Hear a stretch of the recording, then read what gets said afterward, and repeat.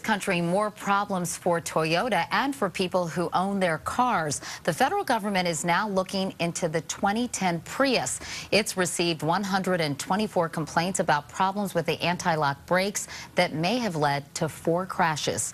Here's national correspondent Dean Reynolds. Already trying to correct millions of malfunctioning accelerators, Toyota today admitted that the 2010 version of its popular hybrid, the Prius, won't always stop when you want it to. The Transportation Department quickly opened yet another investigation of the embattled carmaker. It's the brick on brick, bad news upon bad news that just kills your reputation. Stephen Wise has purchased 4 Toyotas because of their stellar reputation, but his new Prius, purchased just 6 weeks ago, has shaken his faith.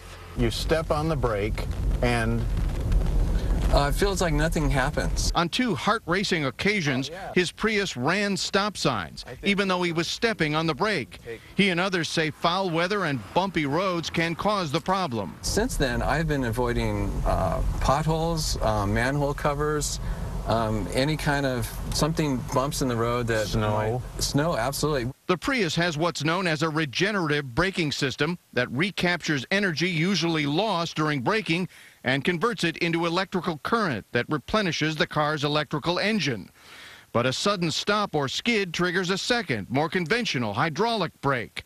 A computer is supposed to make the transition seamless, but in the 2010 models, there's a momentary gap when one system takes over from the other. Toyota officials say they corrected the braking system on the assembly line last month, but have yet to do anything for the 37,000 2010 hybrids already on the road. But now there are questions about the government's oversight role. For example, a 2008 lawsuit involving an allegedly runaway Toyota charges that a federal investigation was unaccountably narrowed right after one former employee of the National Highway Traffic Safety Administration took a job with Toyota.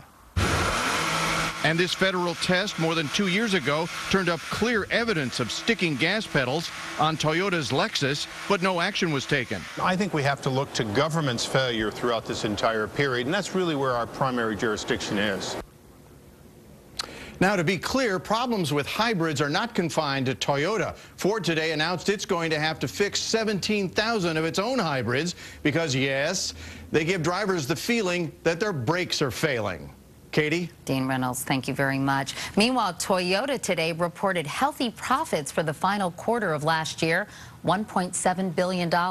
But with all of its ongoing problems, Ben Tracy tells us the company could be facing a big financial hit for the cost of repairs and lawsuits. While Toyota may be facing a daunting mechanical problem, it is also facing a mounting legal one. In Los Angeles today, Peter Uno talked about losing his wife, Noriko. This past August, he says her Camry suddenly accelerated, crashing into a telephone pole. My wife should not die. Please bring back my wife. Please. His lawsuit joins more than a dozen others across the United States and Canada, many seeking class action status for victims of sudden acceleration accidents. Meanwhile, fallout at dealerships continues. Service centers are packed with customers looking for replacement parts, yet car shoppers are hard to find.